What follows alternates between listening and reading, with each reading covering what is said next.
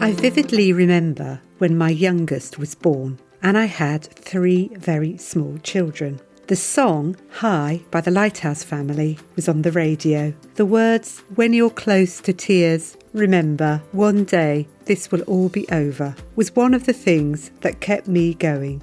We humans have great coping abilities, and I believe that as you face challenges in developing your counselling practice, you're capable of finding your way through.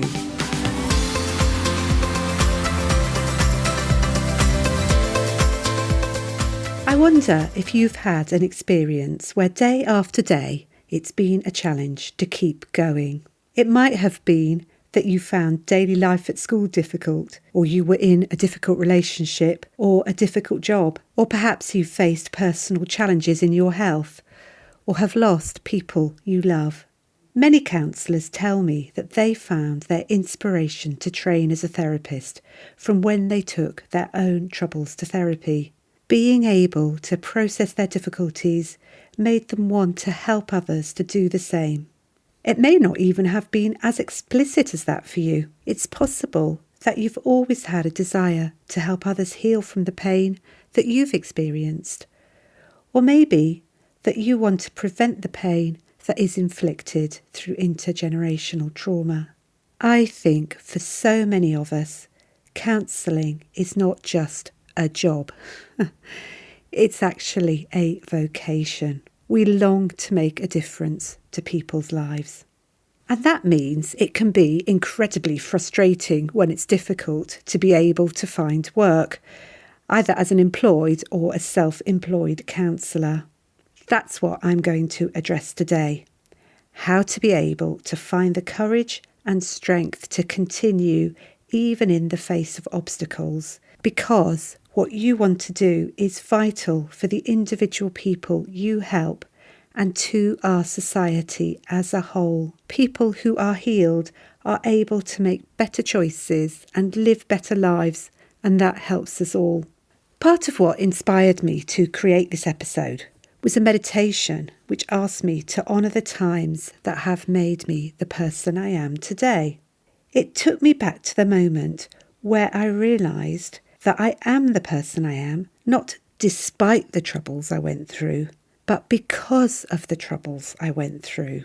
They taught me what was important to me as a person, and that helped to shape my values. They showed me the truth of my own humanity, which enables me to empathise with others. And the fact that I survived them showed me that I'm far more capable than I tend to give myself credit for. In the wonderful Elizabeth Gilbert workshop that I attended recently, she asked us to write a letter from what she called that mama bear part of us, that fierce part of ourselves that stands up for us and won't allow us to quit, or does allow us to quit when others are telling us we can't. And we had to ask ourselves, what did that mama bear have to tell us? We started to write ourselves a letter with the words, "Dear," insert your name, "I am your resilience, and this is what I want to tell you." My resilience reminded me of the time I'd drag a large suitcase, in the days before they had wheels, from place to place during university holidays, because to go home, in inverted commas, to my parents was more than my spirit could bear. Resilience gave me the audacity to ask people if I could stay with them, the fortitude to cope with their jokes about the size of my massive suitcase, which contained everything I needed for the 3 months of the holiday, and the capacity to tolerate the discomfort of relying on others. In the letter, resilience also reminded me of how I got through those early days when my children were tiny, and it reminded me that it gives me the strength to stand up for them now that they've come out as transgender. Perhaps when you've finished listening to this episode, you may like to listen to what your resilience would like to tell you. I wonder, what would your resilience like to say? Maybe it will tell you it gave you the courage to leave, or it gave you the courage to stay. It gave you the courage to continue to live, and it gave you the courage to be the person you are.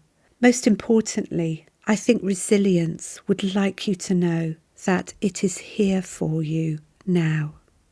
There's no doubt that many of you find it tough to find paid work as a counsellor. And that's why I do the work that I do to help you with practical advice on how to market yourself. And please do check the show notes for the handouts that can help, and keep listening to the podcast for the practical how-to episodes. I know that many of you feel discouraged, and it can be particularly hard when you're at the start of your private practice and the measures you've taken to market yourself don't seem to be working. I'd like to reassure you that success is on the way, but it takes time.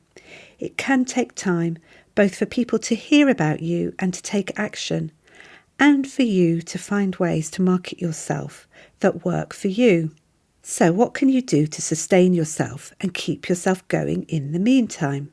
This is where your resilience can help you, and why it's so helpful to take time to reflect on the strength it has given you in the past. What did you tell yourself during challenging times that enabled you to cope? What strategies did you use to get through each day? What gave you the strength to make the changes that you did? And a little side note here. Sometimes the strategies we've used in the past weren't the most healthy of choices.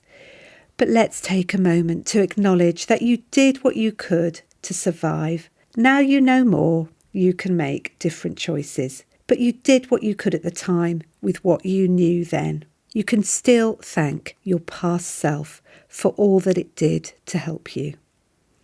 You may never have given yourself time to honour the ways in which you've coped in the past. Perhaps you've shied away from it because it feels boastful, or you're thinking, well, if I did it, it's nothing to be proud about because anybody could have done it. But that minimises your effort and the determination that you made. You probably wouldn't say that to yourself if you were your own client. It's not about being boastful or full of yourself. It's about acknowledging that you found it tough, but you've come a long way. It's helpful to name the ways you got through. Those strengths are still there, and you can dig deep and use them to continue on your path now. You have got through things in the past, and you can get through things now. Having acknowledged how resilience has helped you in the past, I think it's helpful to ask yourself how you could access more resilience now. What enables you to do that? What gives you the courage to continue? Actually, for me, it's often not about finding the courage to continue, as to realise that I don't have a lot of choice in the matter. We often discover our strength in adversity, and to be honest, I seem to be a master at getting myself into situations where the options are either to do the thing or to face something that's more unpleasant. So I do the thing. If we think about carrot and stick, that is probably a stick. Do it, or you're going to experience something unpleasant. But one of the things that could be considered a carrot is to think about what it will mean to you to achieve the thing you hope for. The very first time I sat down to develop my Good Enough Mum idea, I started to doubt and question myself. My inner critic got going and asked, who do you think you are? What makes you think that you're good enough to do this? That thought stopped me in my tracks.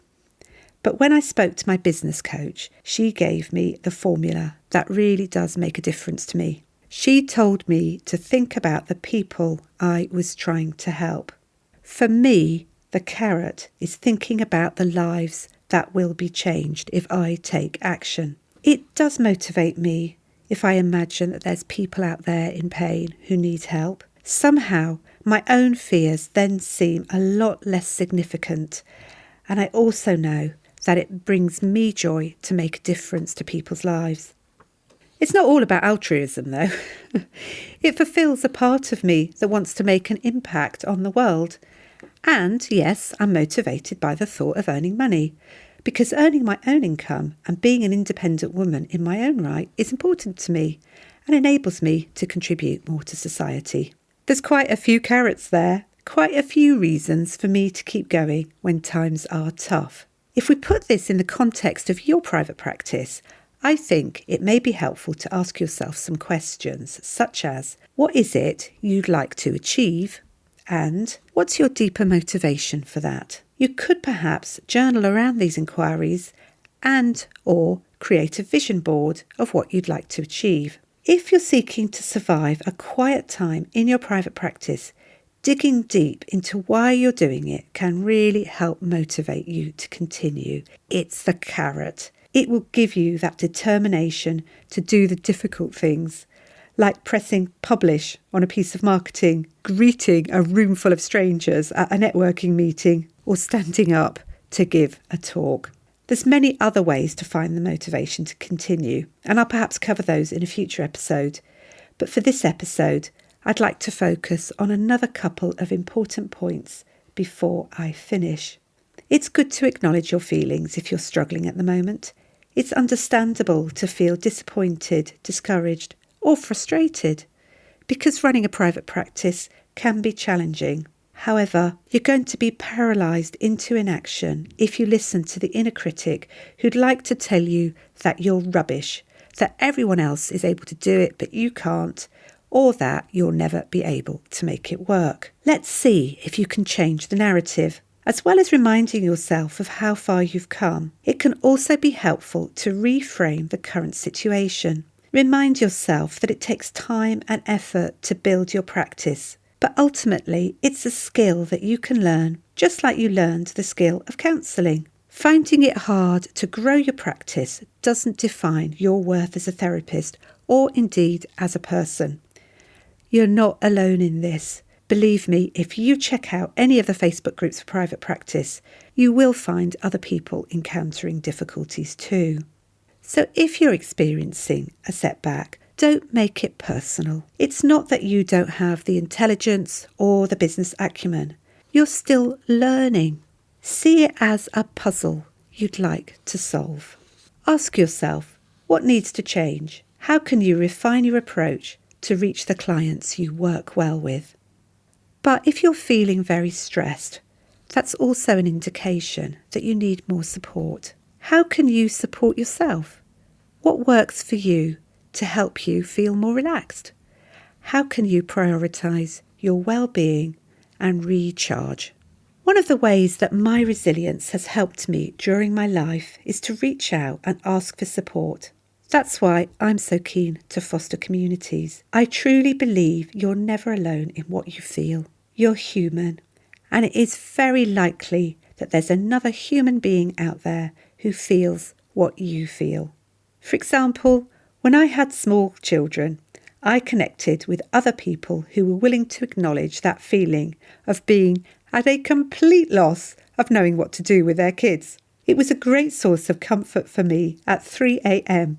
to know that one of my friends was probably awake too, and we'd be able to share notes and commiserate with each other in the morning. Human contact is so important for resilience, and that's why I facilitate spaces where counsellors can connect. And much of what I do in Therapy Growth Group is about giving therapists the chance to express their doubts and fears and to be supported and reassured that they're not alone in their feelings. I believe it really helps to know how common it is to experience feelings such as imposter syndrome or fear of being visible. Because when you know it is not just you, it is part of the process, it gives you the courage to continue, and it gives you the courage to reach out to clients with your marketing.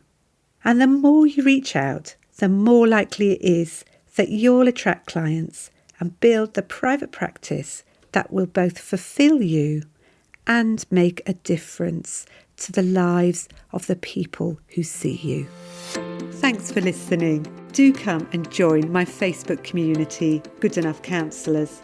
And for more information about how I can help you develop your private practice, please visit my website, josephinehughes.com. If you found this episode helpful, I'd love it if you could share it with a fellow therapist or leave a review on your podcast app. And in closing, I'd love to remind you that every single step you make gets you closer to your dream. I really believe you can do it.